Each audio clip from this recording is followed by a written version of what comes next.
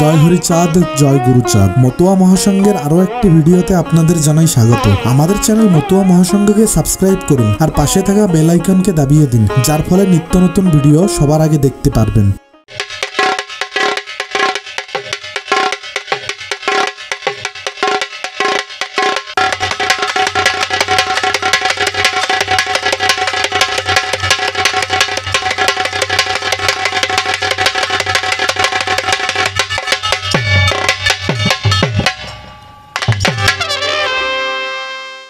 তাহলে বসে শোনেন, নারী নরে খুলে বলি সভা পরে এই দুইখানা প্রশ্ন করলাম তারে।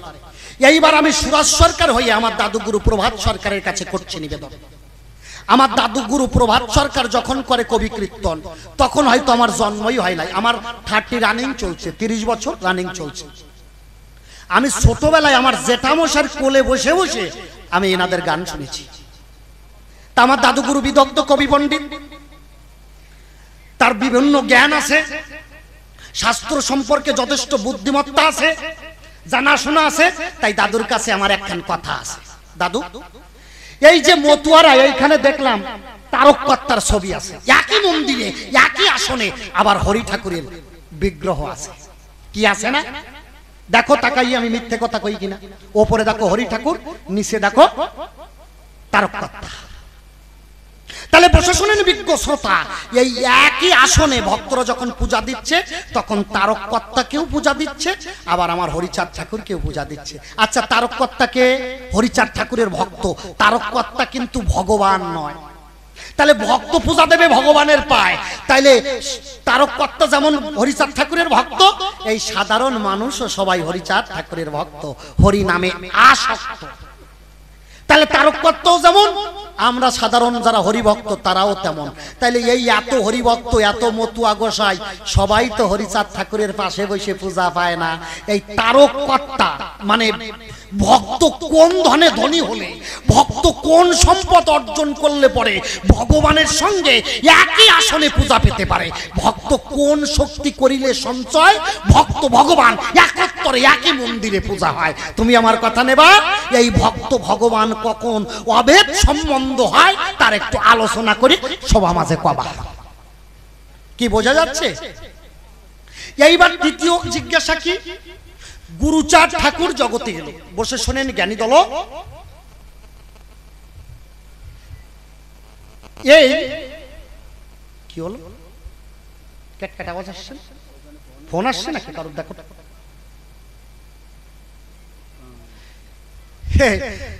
তাহলে গুরুচাঁদ ঠাকুর জগতে এলো। বসে শোনেন জ্ঞানী দল, খুলে বলি ধর্ম সভার গায়। এই গুরুচাঁদ ঠাকুরকে এই লাঞ্ছিত বঞ্চিত মানুষ এরা সবাই পতিত পাবন করে। গুরুচাঁদ ঠাকুরের কিছু আদর্শ, কিছু সমাজ সংস্কার, এই বিষয়ে কিছু জিজ্ঞাসা না করলে আজকের এই আলোচনা সবাইটাই অসম্পূর্ণ। তাই গুরুচাঁদ ঠাকুরকে কেনই বা পতিত পাবন কয়? জগৎ কল্যাণে গুরুচাঁদ ঠাকুরের কি বা অবদান রয়? কেনই বা তাকে বাবা বলে সম্বোধন করে মহাশয়? গুরুচাঁদ ঠাকুর কি করিলে কি দিতে জগতে এলো, সবার মাঝে করবে আলোচনা। তোমার কথা শুনবে যত ভক্ত জ্ঞানী জনা। আমি ছোট্ট ছোট্ট করে প্রশ্ন করলাম, আপনারাও শুনতে পেলেন। সবাই শোনো দাদু, তুমি যদি সঠিকভাবে জবাব না দাও তোমার আজকে বাস্ট করে থুয়ে যাবো। কি তাই না? দাদু নাতির গান হচ্ছে তো আজকে, মানে শেষের দিকে সোরাজ হয়ে যখন প্রশ্ন করতেছি, শোনেন ওই এক ব্রহ্মচারী, বুঝলেন তো? ব্রহ্মচারী উনি আসলে তো বুঝলেন ফৈটকে ব্রহ্মচারী যারে কয়, ফৈটকে মার্কা দেখবেন আছে। ওরে বাবা, গলায় মালা নেয় মজা বজা আছে না? মতুয়াদের ভিতরে দেখবেন মানে মালার ভারে দেখবেন ওই গোসাই মাথা উঁচু করতে পারে না। মাথাম খোলায় যাইয়ে যখন মাথাম দেয় তখন দেখবেন ওই গলার মালা খুলে বাতাসার মতো চারিদিকে সেটাইয়ে পড়ে। অনেকেই বাতাসা ভাবিয়ে যাইয়ে ওইটারে হাতে তুলে যেই গালে দেয় মনে হয় যে এই আচার মালার কাটছি বাচ্ছি, যে আসলে তো বাতাসা না রে ভাই। কি ভাই কি? তা এইরকম একজন গোসাই, উনি ব্রহ্মচারী হয়েছে 22 বছর ধরে। ওনার বয়স 35। 22 বছর ধরে ব্রহ্মচার্য পালন করেছে, করে উনি ব্রহ্মচারী হয়েছে। তা গোসাই মনে মনে ভাবতেছে যে একটা আশ্রম করতে হবে। তাহলে কি করতে হবে? আশ্রম করতে গেলে প্রোডাকশন দিতে হবে, মানে শিষ্য করতে হবে। এখন শিষ্য করতে গেলে প্রত্যেক জায়গায় শিষ্যের প্রোডাকশন দিলি প্রত্যেকটা শিষ্য যদি 500 করে টাকা দেয়, ব্রহ্মচারীর কায়দা হয়ে যাবে রে ভাই। দেশ ভরে কায়দা করে বেড়াতে পারবে, দেশ ভরে প্রোডাকশন দিয়ে বেড়াচ্ছে। ওই ব্রহ্মচারীর নাম হচ্ছে গুদগুদানন্দ ব্রহ্মচারী। নাম কি? জয় জয় শ্রী শ্রী বাবা গুদগুদানন্দ। গায়ে খালি সুসর গন্ধ, নাম গুদগুদানন্দ। ওই প্রোডাকশন দিয়ে ভারতবর্ষ সাপ্লাই দিয়ে ভর্তি করে ফেলাইছে। প্রত্যেকটা শিষ্যর বাড়ি যাইয়ে প্রোডাকশন দিয়ে মোটামুটি টাকা আদায় করে ওই কানে মন্ত্র দেয় ফিস ফিস, আর ওই মন্ত্র দেওয়ার পরে কয় মাসে মাসে চান্দা দিস। এই চান্দা তুলতে তুলতে ব্রহ্মচারী কোটি কোটি টাকার মালিক হচ্ছে। এখন ব্রহ্মচারী কোটি কোটি টাকার মালিক হয়েছে, এক ব্রহ্মচারী টাকা নিয়ে আশ্রম ভরিয়ে ফেলাইছে। তৎকালীন সময় তো আপনার এই ফোন টোনে সাথে ছিল না, সিটির ভিতরে আদান প্রদান হতো। গ্রামের কয় ডাকাত খবর পাইছে যে এই গ্রামে বাবা গুদগুদানন্দ শালা শয়তানের বদের হাড়ি লোকের বাড়ি যায়, মানুষের টাকা ভাগাইয়ে নিয়ে এসে বাড়ির কাছ থেকে আশ্রম ভরিয়ে ফেলাইছে। ওরা খবর পাইছে যে এর ব্রহ্মচার্য ছুটোইয়ে ফেলতে হবে। পরে চিঠি লিখে পাঠাইয়া দেশে, তৎকালীন সময় তো ফোন ছিল না, চিঠির ভিতরে আদান প্রদান হতো। চিঠি লিখে পাঠাইয়া দেশে, অমুক দিন অমুক তারিখে তোমার আশ্রমে ডাকাতি করতে যাব, রেডি হইয়ে থাকো। ব্রহ্মচারী কয় কি কষ্ট করে লোকের মারিয়ে মারিয়ে টাকা পাঠাইছি, ডাকাইতে নিয়ে যাবে। ডাকাতে চিঠি পাঠাইয়া দেশে। ব্রহ্মচারী যেদিন ডাকাতি করতে আসবে ওই দিন দিনের বেলায় ভাবতেছে কি করে বাঁচা যায়। এবার আপনারা তো জানেন ব্রহ্মচারী যারা ব্রহ্মচারী তারা দেখবেন আমাদের মতো জামা কাপড় পরে না, ওনারা নেংটি পরে। আর ওই এইখানে যে কাঁচাটা পরে ওইটারে কয় নাক ফণি, মানে নিচের নাকটারে বাঁধে রাখে, তাই ওর নাম দেশে নাক ফণি। তা ওই নাক ফণি পরে ব্রহ্মচারীটা বসে থাকে, আপনারা তো দেখছেন। এইবার ওই ব্রহ্মচারী টপলা ভরছে, ভরিয়ে ব্রহ্মচারী টাকা পয়সা দিয়ে ওই ব্রহ্মচারীর ঘরের পিছনে আশ্রমের পিছনে ব্রহ্মচারীর নিজের একটা গোয়াল ঘর আছে, 20-22টি গরু আছে। ব্রহ্মচারী কি করেছে, ওই গোয়াল ঘরের আড়ার উপর দিয়া একটা পাটাতন ফেলাইছে। পাটাতন ফেলাইয়ে উনি মনে মনে ভাবতেছে ডাকাত যখন আসবে আমি এই পাটাতনের উপরে উঠে এই টের উপরে বসে থাকবো, টাকা পয়সা খরচের মধ্যে করে দিয়ে ডাকাতের ছাতা খুঁজে আর পাবে না, টাকাও আর দেওয়া লাগবে না। ব্রহ্মচারী তো উঠে গেছে, রাত হয়ে গেছে, 2টার সময় ডাকাত আইছে। আপনার আশ্রম কুড়িয়ে খোঁজ করে বেড়াচ্ছে, কোন জায়গায় দেখা সাক্ষাৎ নাই। ওইদিক ভোর হয়ে যায় বাপ। ওই যে ডাকাতের হেড যেটা, তার মাথায় বুদ্ধি আইছে যে পাশেই তো শালা আশ্রম আছে, তাহলে তো ওই গোয়াল ঘর আছে, যাই তো গোয়াল ঘরে আছে নাকি মাল। ডাকাতদের মাথায় অনন্ত বুদ্ধি থাকে। ডাকাত ওই যাইয়ে গোয়াল ঘরে ঢুকিছে। গোয়াল ঘরে ঢুকে ডাকাত চারিদিকে দেখে কোনো জায়গায় ব্রহ্মচারী নাই। ওই ওপরে যে ব্রহ্মচারীর যে এন্টিনা আছে, ওই এন্টিনাটা খালি এইরম করতেছে, এন্টিনাটা খালি এইরম করতেছে, বুঝলেন তো? মনে আছে যেন একটা সাপ নড়তিছে আর এন্টিনা এইরম করতেছে। ব্রহ্মচারী 3 মুখ এইভাবে 3 মাথায় এক জায়গায় করিয়ে দিয়ে একেবারে শকুনের মতো বসে রয়েছে। ডাকাত দেখতে পাইছে শালা ব্যাঙের চোখের মতো চোখ জ্বলতিছে, ঠ্যাং ধরে টানতে টানতে নিচে নিয়ে আইছে। রাত ভরে খোঁজ করে বেড়াচ্ছি, শালারে দেখা পাচ্ছি না। হ্যাঁ শালা বোঝেন তো, একটু পরে সকাল হয়ে যাবে, গ্রামের লোক টের ফালি তো আমাকে মারিয়ে ফেলবে। তোর টাকা চাইছি, চিঠি লিখে পাঠাই দিছি, তুই পলাইছিস। ব্রহ্মচারী যে গাছের সাথে বাঁধছে, খেজুর গাছের সাথে বাঁধে তোর মতো কষিছে। কষে কয় টাকা কোথায় বের কর। কোরসের মধ্যে যে টাকা ছিল সব ডাকাতরা নিয়ে এনেছে, নিয়ে খেজুর গাছে তোর মতো ফেলাইয়ে মারিয়ে ধরিয়ে ব্রহ্মচারী যে এখানে ফেলাই তো ডাকাতরা রওনা হয়েছে।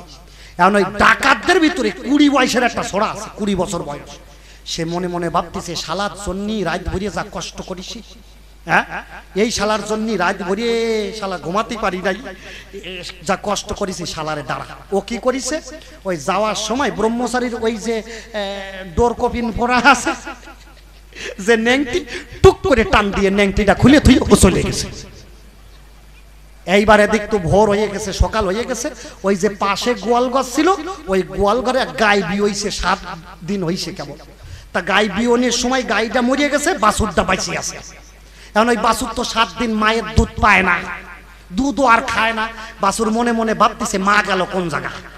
এমন ওই দেখে কাজুর গাছের সাথে ব্রহ্মচারী বান্দা আছে আর ওই মায়ের বাট ওই ঝুলতিছে। বাছুর মনে মনে ভাবতেছে শালা এই তো পাইছি মা, যাইয়ে ব্রহ্মচারীর বাটে মুখ লাগাইতেছে। যাইয়ে বাছুরি, আপনারা তো দেখছেন, বাছুর মনে মনে ভাবতেছে এইটাই মনে আমার মা। আপনারা তো দেখছেন বাছুর দুধ খাই আর কি করে, মুখ লাগাইয়া দেয় না, দিয়ে কি কয় দুধ খাই আর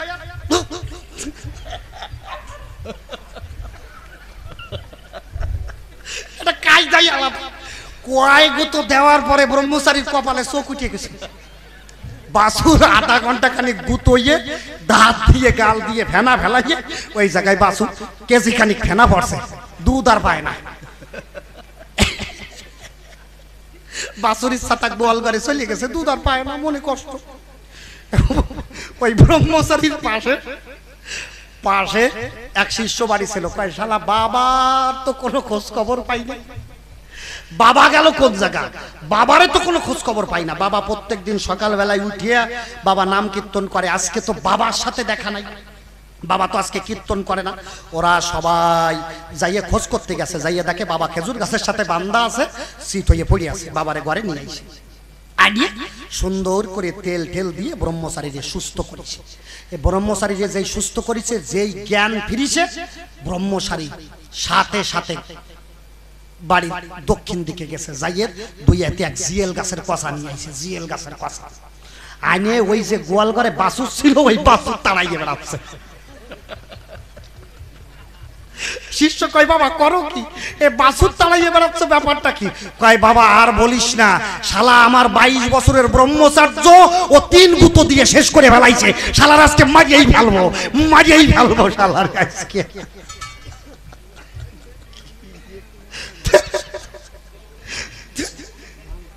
তাহলে বছরের সুদ হিসাব আমি কিন্তু কোনো অশালীন ভাষা কই না, কি আজকে সব ইনডিরেক্টলি কইছি। তাহলে এইভাবে আর দরকার নাই, আজকে ষড়যন্ত্র ধরে তান গাই একখানা গান, গানের সুরে আরো কথা করিব বর নন। নাও ধরো। ও আমার ভাই, ও আমার গল্প শুনিয়ে দিলে না গান শুনিয়ে দেছো? আপনারা তো কোন যে সরকার মশাই এত গল্প দেওয়ার দরকার নাই, একটু ওরই কথা কন, কব কোন কায়দায়, এ সব এই সাইজের। আর সত্যি কথা করছি, এইখানের থেকে আসরতে বাইরে যাব, প্রভাত বাবু যেই 2 ঘন্টা হবে এত শাস্ত্রীয় কথা আপনাদের আলোচনা করতেছে, কবে না আমাকে জুতে পড়তেছেন। উগে জুত যে কিসে হবে আমি তো তা জানি। এখন আপনারা কেউ মনে কষ্ট নেবেন না, ওকে জন্য যদি 2-4টে না কই, আপনারা তো 2 দিন পরে থাকবেন না, সবাই মরিয়া যাবেন। আর ওই অঙ্কটা কবে যে ওই সরকারের রস নাই, শালারে বাইনা করা যাবে না। কেন ওকে ঠিক রাখতে গেলি এই 20 টাকা কি কেউ দিত? প্রথম আসলে কাইন দিয়ে নেটাইয়ে ফেলাইছি, কেউ 1 টাকাও দিল না। আবার আগে পাইয়ে গেছে। হরিবল হরিবল, তোর মতো ভক্ত আমার জগৎ ভরি হোক।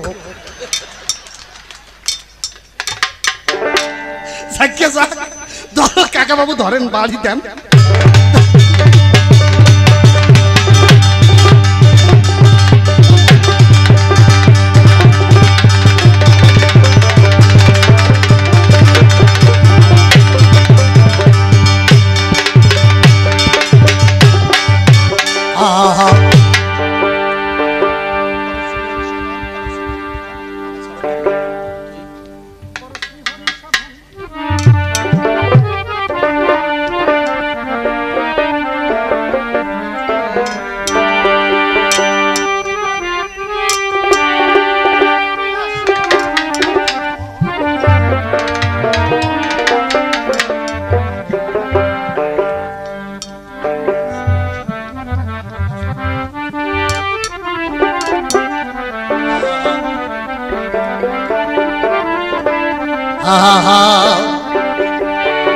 ও তুই দিব্য জ্ঞানে দেখতে পাবি,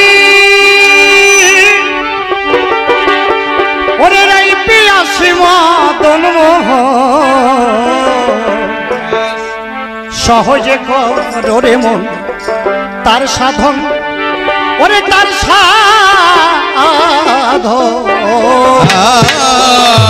সহজে করে মন তার সাধন, তার সাধন সহজে করে মন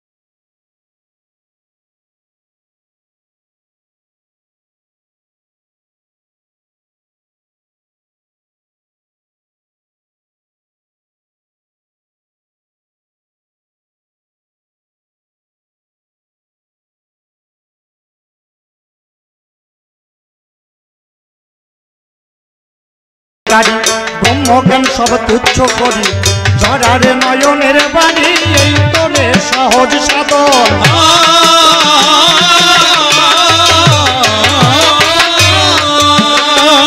ওছে ভক্তিরান্ত ভবারান্ত ভক্তি বিনা ধরে তার সাধন ভক্তি বিনা ধরে কার ও তোমার ফুটলে হৃদয় প্রেমের পদ্ম ফুটলে হৃদয় প্রেমের পদ্ম পাবের মধুসূদন সহজে করো রে মন তার সাধন সহজে করো রে মন তার সাধন সুরাজের মনে জীবনে মজলো না সহজ সাধনে চাওয়া পাওয়ার ঘর বাঁধনে বৃথা গেল এ জীবন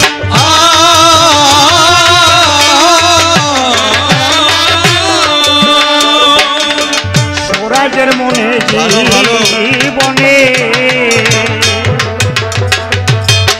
মজলো না সহজ সাধনে চাওয়া পাওয়ার ঘর বাঁধনে বৃথা গেল এ জীবন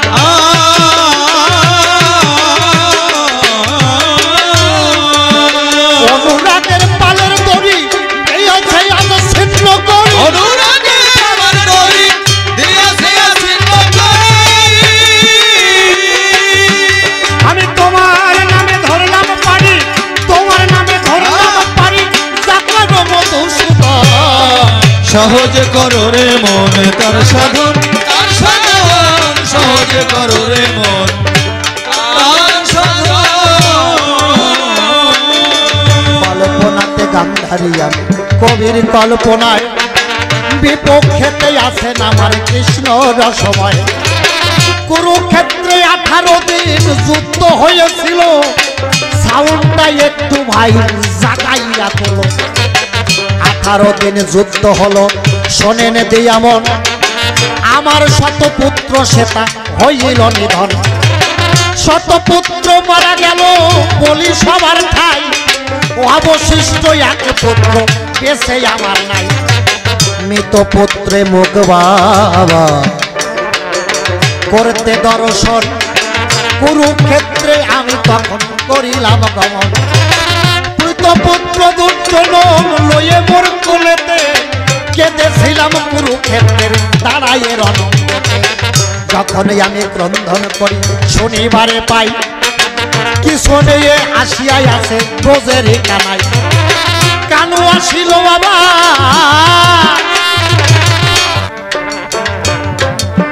কানু মরে পিছনেতে যখন এতে এলো দুঃখের কালে অট্ট হাসি সেজন দিয়েছিল নীলদল চিকন কালো আমি জানি বনে যাই কুটিল হাসি দিলে কেন ব্রজেরই কানাই কেন কুটিল হাসি দিলে আলোচনা করে বুঝাইয়া দেবে তুমি কথার বিচারে তুমি আমার পুত্র বটে বিশ্বম সুধায় আমি তোমার সম্পর্কে জগতে মাওই মাওই দেখো মাতৃসম জ্ঞানী লোকে কয় মাতৃজ্ঞানে মাওয়ের পায়ে পূজা বটে দেয় পুত্র হয়ে হাসি দিলে ওহে নারায়ণ তাই তো তোমার কাছে রইল আত্মনিবেদন কিসের তরে হাসি দিলে আলোচনা করে বোঝাইয়া দেবে তুমি কথার বিচারে কুরুক্ষেত্রের যুদ্ধ হলো শোনেন সুধিশয় 18 অক্ষয়হীন সেনা হয়ে গেল ভয় লক্ষ মানুষ যেখানেতে হইল মরণ কালক্রমে যেখানেতে হয়েছে পতন সব হয়েছে দেখি তোমার কুটিল ইশারায় তাই তো তোমার কাছে আমার কথা বটে রয় কেন নারায়ণ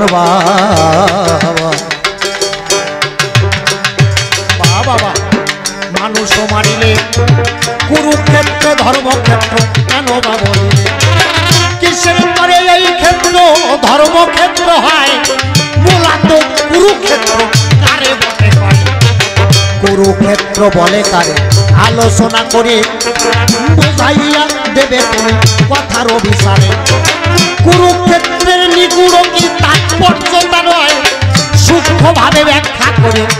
হবে আমায় তোমার কাছে জানতে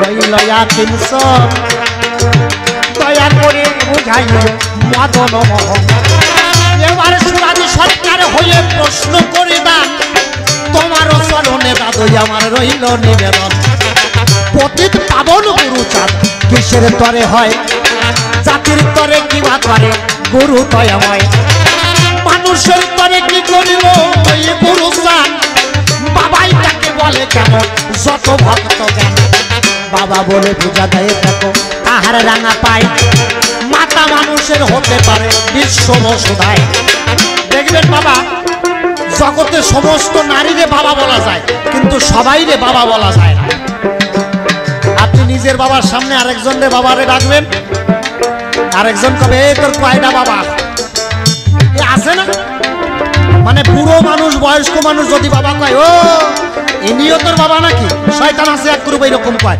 মা বলে সবাইরে ডাকা যায় কিন্তু বাবা সবাইরে বললি পাশের কয় শয়তানের ঠেলায় মাঝে মাঝে লোকরে বাবা কতে আটক খায় তাহলে মা সবাইকে বলা যায় জগতে সবাই পিতা নয় ভগনা গরু চাঁদ কেন কেন বাবা হলো পতিতে পাবন কেন তার জগতে কহিল পতিতর পরে তাহার কি করেছে কল্যাণ তুমি রেখে সভা মাঝে দিও সমাধান আরেক কথা তোমার কাছে জানিবার চাই তারক চাঁদ গোসাই আর হরি চাঁদ ভাই এক করে এক আসনে দুইয়ের পূজা হয় তারক চাঁদ ভক্ত বটে বিশ্ব বসুধায় হরি চাঁদ ভগবান বিশ্বের মালিক ছাই তার পূজারে ভক্ত দেয় পূজার অঞ্জলি তাই এই হরি চাঁদের তারক চাঁদ করে একাকার পূজা হচ্ছে দেখো বাবা জগত মাঝার ভক্ত কোন শক্তি করিলে অর্জন আকাশনে দুইয়ের ভিতরে হয় গো পূজন সেই ভক্ত তুমি আসিয়া গো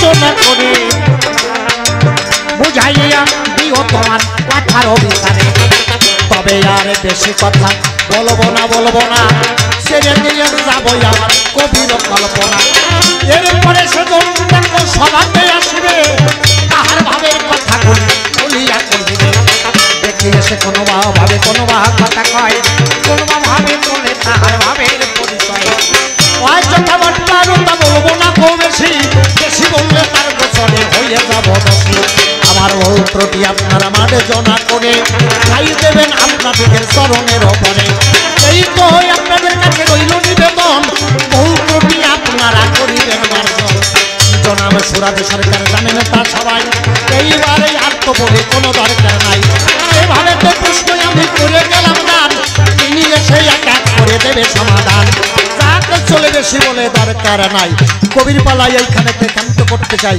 যেভাবে প্রশ্নপত্র সবাই করলাম না আপনারাও বসে বসে শুনলেন জ্ঞানবান অনেক ভাবেই অনেক কথা বলতে গেলে পরে অনেক ভুল ত্রুটি তাই হয়ে যেতে পারে আমার ভুল ত্রুটি আপনারা রাখবেন না জমা সন্তান জ্ঞানে আমায় করে দেবেন ক্ষমা আসরেতে আছেন যত ভক্ত সুধীজন সকলেরও করি আমি চরণ বন্দন আসরেতে আছেন যতই আমার মাতৃজাতি সকলেরও চরণেতে জানাইও প্রণতি এই আসরে আছেন যত ব্যক্তবিজ্ঞজন সবারই করি আমি চরণে বন্দন কমিটির প্রতি আমি কৃতজ্ঞতা জানাই এইখানে যাদের আমি ভালোবাসা পাই সত্যিকারে ভালো মানুষ কথা মিথ্যা নয় দানে ধনে তাদের যেন বৃদ্ধি বটে হয় তার কাছে প্রশ্ন আমি করে গেলাম দান শোনো শোনো শোনো তুমি কৃষ্ণ ভগবান কুরুক্ষেত্রে 18 দিন যুদ্ধ হয়েছিল শতপুত্র সেটাই দেখো মারা বটে গেল মৃতপুত্র মুখী আমি করিতে দর্শন কুরুক্ষেত্রে যখন আমি করিলাম গমন মৃতপুত্র দুর্যোধনে দেখিয়া তথায় নিজের কোলে লইয়ে আমি ভাঙি দোকান নাই তুমি এসে পিছন থেকে ওহে নারায়ণ কুটিল হাসি দিলে বাবা কিসের কারণ আরে কিসের তবে কুটিল হাসি দিলে পরে তাই তোমার কাছে সবার মাঝে শনিবারে তাই আরেক কথা তোমার কাছে জানতে নিবেদন হয় কুরুক্ষেত্র এই জগতে কাহারে কয় যে তাই দেখো লক্ষ মানুষ মারা বটে গেল সেই ক্ষেত্র কিসের তরে ধর্মক্ষেত্র হলো সেই তত্ত্ব সভা মাঝে করবে আলোচনা তোমার কথা শুনবে যত ভক্ত জ্ঞানী জনা সুরাজ হয়ে দাদুর কাছে সভাতে জানাই শোনো শোনো দাদু আমি তোমাকেই পাই গুরু চাঁদকে এই জগতে ভগবান কয় সেই কথা শুনিলাম বিশ্ব বসুধায় আর কিসের তরে গুরু চাঁদ প্রতিস্থাপন হবে তত্ত্বগুলো সবার মাঝে খুলিয়া হবে পতিতের সেজন বাবা কি করে করলাম তুমি এসে সঠিকভাবে দিও সমাধান তারকর্তা হরিচাঁদের ভক্ত বটে ছিল, হরির সঙ্গে তাহার দেখো পূজা বটে দিল, আর ভক্ত ভগবান দেখো একাকার হয়ে পূজা পাই এই বিশ্বে যাই কথা কইয়ে কারণে তাদের একত্রে পূজা হয়, সেই তত্ত্ব ব্যাখ্যা করে বুঝাবে আমায়।